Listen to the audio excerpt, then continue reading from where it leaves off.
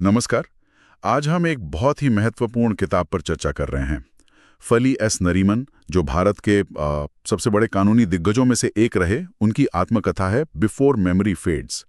तो आज का मकसद है इस किताब के जरिए नरीमन साहब की जिंदगी, उनके वो मशहूर केसेस और भारतीय कानून और राजनीति पर उनके क्या ख्याल थे, उनको समझना।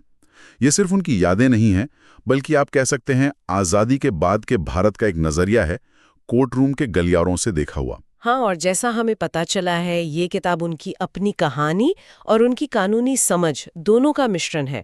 और इसमें राजनीति, न्यायपालिका, जजों पर काफी बेबाक राय भी है। तो चलिए जरा गहराई में उतरते हैं। तो शुरुआत उनके जीवन से करते हैं। नरीमन साहब का जन्म तो रंगून में हुआ था, लेकिन पले बढ़े मुंबई में। गवर्नमेंट लॉ कॉलेज बॉम्बे से पढ़े। किताब में उनके शुरुआती दिनों का जिक्र है, बॉम्बे बार में 1950 के आसपास। और उनके जो गुरु थे, उनके किस्से भी। उनकी एक बात बड़ी मशहूर है। हाँ, वो कहते थे कि कानूनी पेशा एक ईर्ष्यालु प्रेमिका है, उसे आपका अविभाजित ध्यान चाहिए। सही, मतलब पूरा समर्पण मांगता है ये पेशा। बिल्कुल। और ये किताब सिर्फ उनके जीवन की कहानी नहीं है, ये हमें भारत के कुछ बहुत ही अहम कानूनी मोड़ों के अंदर ले जाती है, जैसे केशवानंद भारती मामला 1973 का। हाँ, केशवानंद भारती, इसका नाम तो बहुत सुना है, लेकिन आसान शब्दों में ये इतना खास क्यों है? देखिए, ये वो केस था जिसने मूल संरचना सिद्धांत दिया, मतलब बेसिक स्ट्रक्चर डॉक्ट्रिन। अच्छा। इसका मतलब ये था कि संसद संविधान बदल तो सकती है, लेकिन उसकी जो बुनियादी बनावट है, जो आत्मा है, उसे नहीं बदल सकती। ये सिद्धांत आज भी बहुत अहम है, मतलब न्यायपालिका की ताकत का आधार है। समझ गया। और कौन से बड़े मामलों का जिक्र मिलता है? एनजीआईसी मामला भी है, नेशनल जुडिशियल अपॉइंटमेंट्स कमीशन। हाँ, ये जजों की नियुक्ति वाला मामला था, है ना? जी बिल्कुल, सरकार जजों की नियुक्ति में ज्यादा भूमिका चाहती थी। नरीमन इसके सख्त खिलाफ थे। क्यों? उनका क्या तर्क था? उनका मानना था कि इससे न्यायपालिका की आजादी पर असर पड़ेगा, राजनीतिक दखलंदाजी बढ़ेगी, जो लोकतंत्र के लिए ठीक नहीं। उन्होंने इसे कोर्ट में चैलेंज किया। और टीएमए पाइप फाउंडेशन मामला? हाँ, वो भी एक अहम केस था। वो अल्पसंख्यक संस्थानों के शिक्षा के अधिकारों से जुड़ा था। काफी पेचीदा मामला था वो भी। तो ये सब केसेस दिखाते हैं कि हमारा संविधान कैसे धीरे धीरे इवॉल्व हुआ है। और फिर आता है वो दौर, आपातकाल 1975-77। किताब इस पर क्या कहती है? इस मतलब सेंसिटिव दौर था। हाँ, और यहीं पर नरीमन की ईमानदारी दिखती है।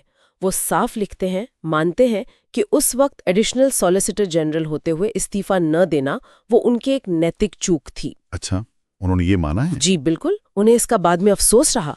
ये बड़ी बात है, अपनी गलती को इस तरह खुलकर मानना। बिल्कुल बिल्कुल।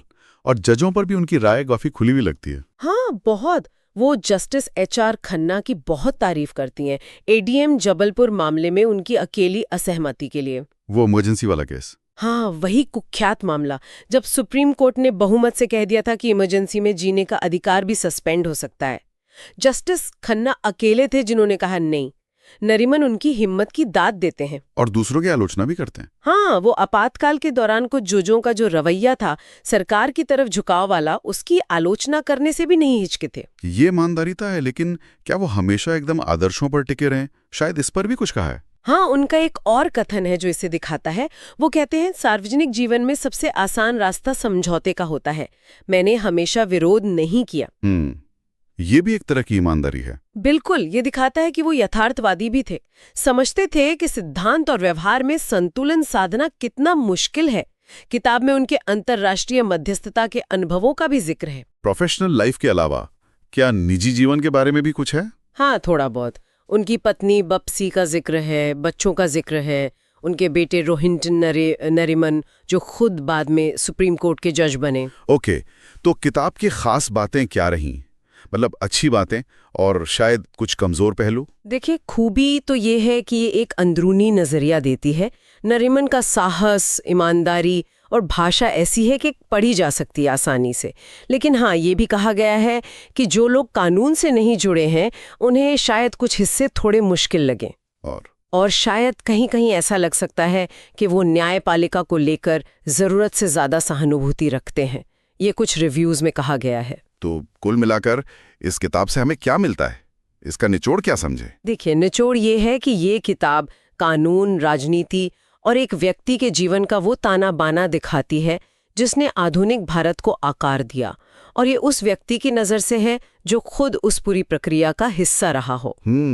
आज के समय में जब संविधान और न्यायपालिका पर इतनी बहसें होती हैं, तो ये किताब एक बहुत ज़रूरी संदर्भ देती है, उन बहसों को समझने में मदद करती है। बिल्कुल। और जाते जाते एक सवाल जो नरीमन के ही एक कथन से उठता है, वो कहते थे, मैं पुनर्जन्म में विश्वास करता हूँ, स्वर्ग या नरक में नहीं, बल्कि उस काम में जो आप पीछे छोड़ जाते हैं। हाँ, ये बहुत गहरी बात है। तो सवाल यही है कि एक ऐसा जीवन जो संविधान की व्याख्या और बचाव में बीता हो, लेकिन जिसमें नैतिक समझौतों के पल भी आए हों, जैसा उन्होंने खुद माना, वो अपने पीछे कैसी विरासत छोड़ जाता है, ये सोचने वाली बात